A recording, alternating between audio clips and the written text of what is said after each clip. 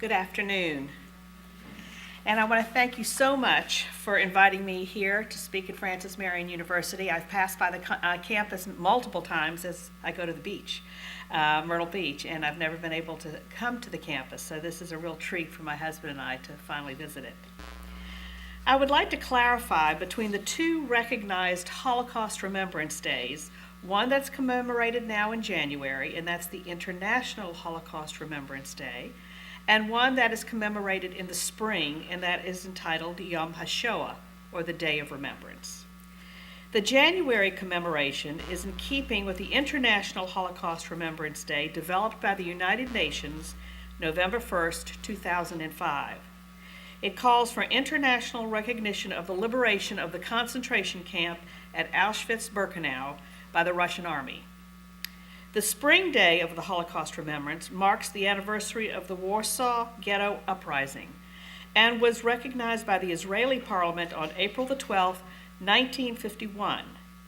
In 1984, following the Israeli Parliament lead and mandated by a memorandum from the Department of Defense, Yom HaShoah, the Day of Remembrance, was established here in the United States.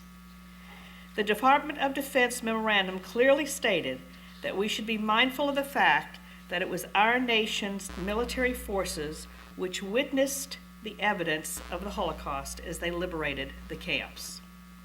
This memorandum was sent to encourage all military installations to remember and recognize the victims of the Holocaust every spring, as we do every year. As eloquently spoken by then General Dwight D. Eisenhower in April 1945, and I quote, "We are told that the American soldier does not know what he is fighting for, but now at least he knows what he will be fighting against." End of quote. So what is the definition of the Holocaust? As defined in 1979 by the President's Commission on the Holocaust, chaired by Elie Wiesel of blessed memory, who passed away last July, and I quote, "The Holocaust was the systematic, bureaucratic annihilation of 6 million Jews by the Nazis and their collaborators as a central act of state during the Second World War. It was a crime unique in the annals of human history, different only in the quantity of violence, the sheer numbers killed, but also its manner and purpose as a mass criminal enterprise organized by the state against defenseless civilian populations. The decision to kill every Jew everywhere in Europe was the single target." End of quote. The Holocaust is not simply a throwback to medieval culture, torture, or archaic barbarism, but a thoroughly modern expression of bureaucratic organization, industrial management, scientific achievement, and technological sophistication. The entire apparatus of the German bureaucracy was marshaled in the service of the extermination process, even pulling resources from the front lines for this. Equally, we must remember what the Holocaust is not. It is not a term for all the evils of the world, or for any tragedy of great magnitude or widespread death and destruction. It is unique to this tragic event. These post-war recommendations are to be commended as the eyewitnesses today are succumbing to Father Time and will not be with us much longer. These primary sources are the most powerful educational tools that we have, but we can carry out their mission in the future as we heed the Holocaust survivor Elie Wiesel's words, and I quote, "To hear a survivor speak or to hear their stories makes us all a witness." The review of historical facts reveals a very sluggish start, if not apathetic, American response in the 1930s. As President Franklin D. Roosevelt was sworn in as the 32nd president, the United States was experiencing the Great Depression. It apparently was difficult for the administration and the public to pay much attention to European problems. Germany's rhetoric and plans, and specifically the attack on the Jews. Despite newspaper editorials and official military correspondence about the threats and then the actions of the Nazis, most Americans felt that this did not affect them. Immigration and issuance of visas was actually slowed down as the Depression encompassed all of America. While there were some anti-Nazi demonstrations, an overall sentiment of isolationism permeated the American public and officials. By 1938, Roosevelt began to see more evidence of Jewish persecution in Europe and coordinated an international conference on Lake Geneva called the Evian Conference. This was a conference in which 32 countries participated. Amid multiple excuses, however, no country agreed to open their borders or increase their immigration quotas except for one, the Dominican Republic. This was interpreted by the Germans as astounding and as a tacit agreement that their policies of ethnic cleansing and the extermination of the Jews was fine. In May 1939, the MS St. Louis with 900 Jewish passengers left Germany seeking refuge in Cuba. It was turned away from Cuba and was at the site of Miami, but was also refused admission and returned to Germany, where over a third on the ship died in the Holocaust. In June of 1941, the State Department issued a regulation forbidding the granting of a visa to anyone with relatives in Axis-occupied territories. And on December 7th, 1941, Pearl Harbor was attacked, and the U.S. officially entered the war on the Allied side. Despite multiple military cables describing Nazi annihilation policies, it was November of 42 before Nazi policy was recognized. There was still hesitation to move forward aggressively, fearing increased reprisals from the Germans and further expansion of the war. But Treasury Secretary Henry Morgenthau was frustrated and asserted, and I quote, "Unless remedial steps of a drastic nature are taken, and taken immediately, I am certain that no effective action will be taken by this government to prevent the complete extermination of the Jews in German-controlled Europe, and that this government, the United States of America, will have to share for all time the responsibility of this extermination." End of quote. These assertions and public pressures finally pushed Roosevelt to create the War Refugee Board in January of 1944. Although this board is credited with saving over 200,000 lives, more than 800,000 lives were lost from the formation of the board until the end of the war. It was a little too late. The American entrance in the war and ultimate victory in May 1945 reveals the importance that the U.S. had in the conflict. As a daughter of Holocaust survivors, I constantly heard my parents praise the United States and the infantries that liberated them. It is difficult for me now to even hear the anthems of individual military divisions without having tears in my eyes at the bravery and the determination of our armed forces. Imagine awakening to the sounds of shouts and banging on the door one morning. It was the summer of 1944, and the Nazis had created a ghetto in Lodz, Poland, where my father, 18 years old, was living at the time. The Nazis commanded that the household quickly move to a large open area, a little bit larger than a football field. Everyone was lined up, 10 to a row. My father's oldest sister, Sophia, who was married and had a 1-year-old child, was living with the family. My father recounts that they, quote, took that baby, held it by its 2 little legs, and tore the baby apart in front of us, end of quote.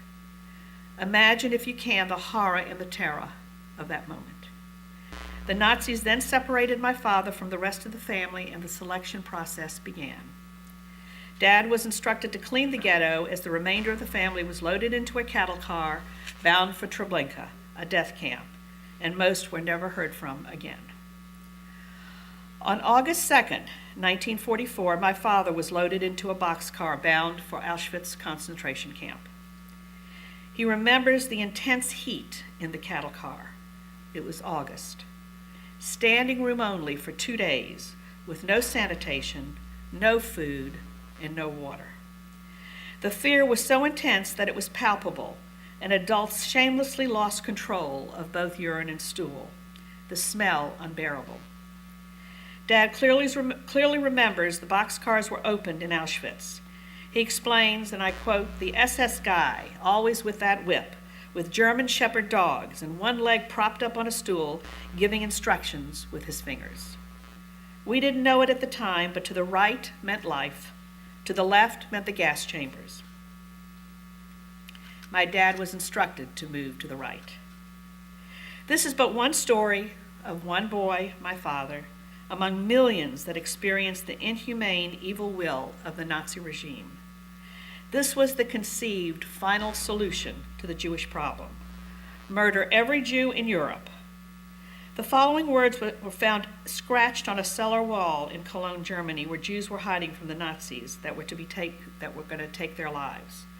I quote, "I believe in the sun even when it is not shining. I believe in love even when I don't feel it. I believe in God even when he is silent." End of quote. I am the daughter of Holocaust survivors, Yaja and Ben Stern of blessed memory. Both of my parents were youngsters when the war began, just about your age. Both were born and lived in Poland. Both were separated from their families, never to see their parents or most of their siblings again. And both were in multiple concentration camps. They met only after the war and married a short time later, having lost almost all of their families. I was born in Munich, Germany in December of 1947 and immigrated with my parents to the United States June of 1949. We came to the United States because my father had an uncle who lived here and sponsored my parents and I.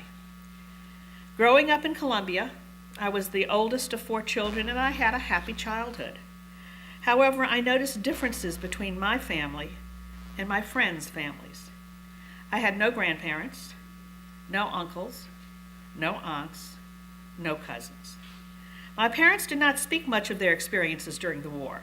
I knew that my parents had suffered unspeakable acts, but I also knew that it was too painful for them to talk about it or to remember them. I knew that they had survived the Holocaust, living through pogroms, concentration camps, and death marches, but this was not a discussion we had while I was growing up. I knew that they spoke with an accent, and they both had numbers tattooed on their arms. I remember my mom having nightmares and my dad instructing me to care for my younger brothers as he cared for my mother during most nights. Last year, I just happened upon a writing pad that was unbeknownst to me, and inside this pad, there was some writings of my mom, Yaja, about the Holocaust. And it actually happened about a week or so before I was going to speak at Fort Jackson. And I was trying to remember what could I tell people about my mom, and I was going through a pad just to find a writing spot, and I came upon her words. She had written them in November of 1987. I, Yaja Sklar Stern, was born in Poland in a small town, Włoszczowa. Population was 2,000 Jewish families, about 4,000 to 5,000 non-Jews. Life in Poland was hard, and compared with our lifestyle today, we were poor. But I did not know it because we were loved and had everything we needed. Certainly, I was not underprivileged. Poland was a beautiful country to us, and we loved it. Though we felt different from others, we felt like outsiders. My mother continues. Looking back now and reflecting on my childhood, I can understand the behavior of my parents a little bit better, especially when the subject of Palestine or Israel comes up. The dream of every Jew was to go and live in Israel, where you could live among Jews and not be singled out. No name-calling, no fights, no non-Jewish children to yell at you, no fear of safety. What the elders wanted most for their children was a secure life, free of prejudice, to live in harmony with neighbors. Jewish people lived in Poland for centuries and centuries, but they were denied acceptance or meaning by most of the Poles.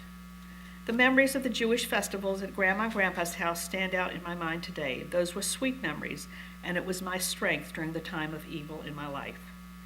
We children always thought that Grandpa could solve everything, from insults to being beaten to name-calling. If memory serves me well, I remember that my parents and others had faith in humanity, my mother said, and did not believe in the scary rumors that were circulating around. They would have done everything to save their children from such a genocide. Out of 8 children, only 3 of us survived, and I did not know that until the 1950s. In 1949, when I came to the United States to pursue the American dream, I thought I could shake these sad experiences and become a new person, an American. An American I became. New life brought me new challenges, new language, experiences, precious children and grandchildren, friends and neighbors, and a new world. Everything was new. I could not ask for more, except the survivor in me who saw and lived the unbelievable evil nightmare, the Jewish Holocaust. End of quote. My mom was liberated by the Russians from Leipzig early May 1945. She passed away June 28, 2001. My father, Ben Stern, was born in Kielce, Poland, where he lived with his parents and 3 older siblings until they moved to Lodz. I related the tragic story of Sophia and the death of her baby earlier. Dad spent almost a year in the concentration camp. He wore the striped uniform, was awakened at 5 a.m. for breakfast, which consisted of coffee made of chicory. Work consisted of moving huge steel beams from one side to the other of a large yard. He described it as pure torture. When asked how he survived this, his answer usually was luck, pure luck. Dad told the story of a plan to try to escape Auschwitz with 6 other men. They planned, and on the day of the escape attempt, my father was too weary, too weak, and too malnourished to participate. He bade them well as they began their escape. The following day, the barracks were called to the open yard to watch the hanging of 6 inmates who had attempted an escape. They were the friends of my father. It was luck, pure luck, that he wasn't among them. My dad was transferred to several concentration camps with active crematoriums, gas chambers, and all you could smell was flesh and bones burning. It seared your soul.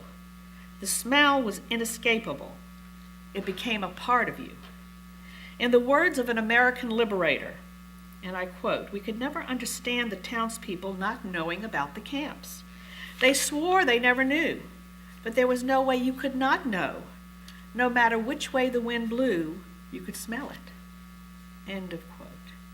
At the end of April, when being forced to march from one camp to another, my dad fell to his knees, unable to continue. His brother Joel was with him and urged him to get up and march so as to avoid a confrontation with the SS. At that moment, Allied planes were flying overhead, and the Nazis were under orders to kill all remaining standing inmates so that no one would be left alive. My father witnessed his standing brother Joel being shot down, and my father survived, since he was already on the ground. He says it was luck, pure luck. My dad was liberated from Allach concentration camp on April 30th, 1945 by American soldiers. He weighed 89 pounds. He passed away on my birthday, December 6th, 1999. When General Eisenhower, Supreme Commander of the Allied forces in the European theater, visited the Ohrdruf slave labor camp on April 15, 1945, he wrote in a letter to Chief of Staff George Marshall the following, and I quote, "The things I saw beggar description. The visual evidence and the verbal testimony of starvation, cruelty, bestiality were so overpowering as to leave me a bit sick. I made the visit deliberately in order to be in a position to give first-hand evidence of these things, if ever in the future there develops a tendency to charge these allegations merely to propaganda." And I repeat, if ever in the future there develops a tendency to charge these allegations merely to propaganda. Words from another American liberator, and I quote, "Our men cried. We were a combat unit. We were strong. We were fit. We'd been to Anzio, to southern France, to Sicily, to Salerno, in the Battle of the Bulge. But we'd never seen anything like this." End of quote. We are living in a different world today. Fear is the foundation of demagoguery speech. Hatred and bigotry is reminding us of the European 1930s and 1940s. It has become hard to remember a time when we did not have to worry about terrorism, when the world seemed so large and when the United States was a very safe place. Genocide is still occurring. Political and religious refugees are still a part of the dialogue, and hatred and fear are still a part of our lives. Is it so different than before? Are we learning the lessons of the Holocaust? Are we ready to show our acts of courage? The military always leads the way with courage. But what about us, the average citizen?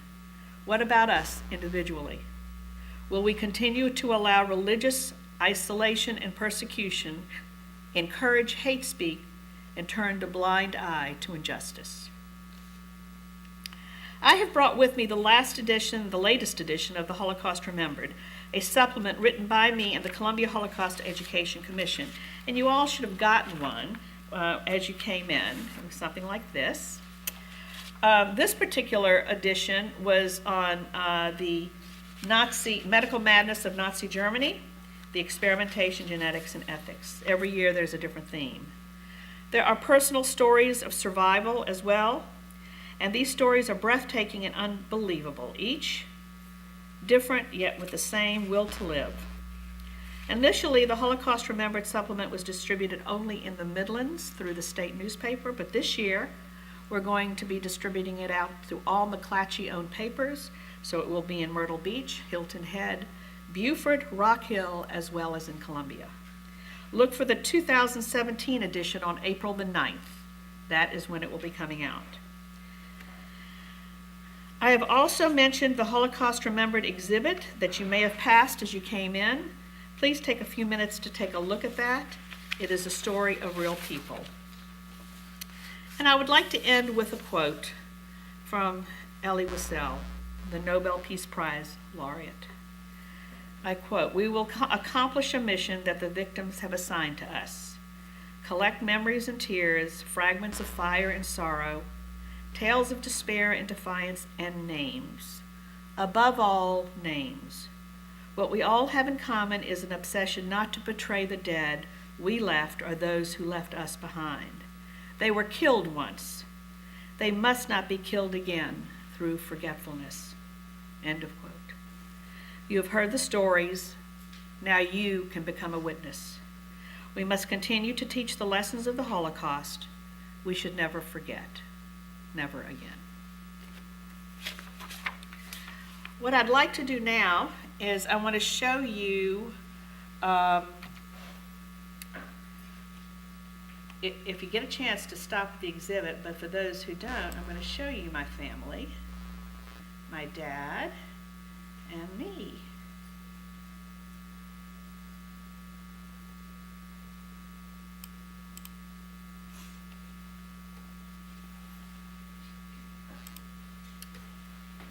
Okay, One Survivor's Journey, and it's out in the exhibit. This tells the story of my dad, but if you look at this, you see this little guy right here, and you'll see a young lady right here. This is my father's family in Europe, probably in about 1925, 26. This is my father, this little tiny guy. This is his whole family, his grandparents, his parents, and you heard me mention his sister Sophie. That's this young lady right here, who lost the child. These are the only two that survived from this picture, the Holocaust. This was a photo taken with his parents and his brother Joel, who I had mentioned from the Death March. This was a photo for a visa to the United States. It was their hope to be able to immigrate here. It was taken in 1938. At that time, visas were given out by lottery. Their number was too far down. They were never allowed to come. These are some, this is not a picture of anyone I know. We just used it to tell the story. These are my parents, right when they got married. They tell the story of seeing a bunch of flowers were set up for somebody else's wedding, and they were getting married, so they asked if they could use the flowers for their pictures. So this is how they ended up with these beautiful pictures here. This is my mom and dad, and you can't see it here, but this was a photo that was taken by the state paper, and it was showing her number on her arm right here. See that? My dad's was covered. Many a time people would ask my mom, really because they didn't know, why do you have numbers? Who would tattoo numbers? What is that? When she said she was in the Holocaust and this was a form of branding, well, why don't you just take it off? And her answer was always the same: I will never take it off. This was my experience, and I'm here to tell you about it. This is my father. This is Aunt Zosha. This was the only surviving Sophie, the lady who lost her baby, her first baby in the war. This is her. And this is our family now. Well, not now, that's me. So I mean, there's a lot of difference here.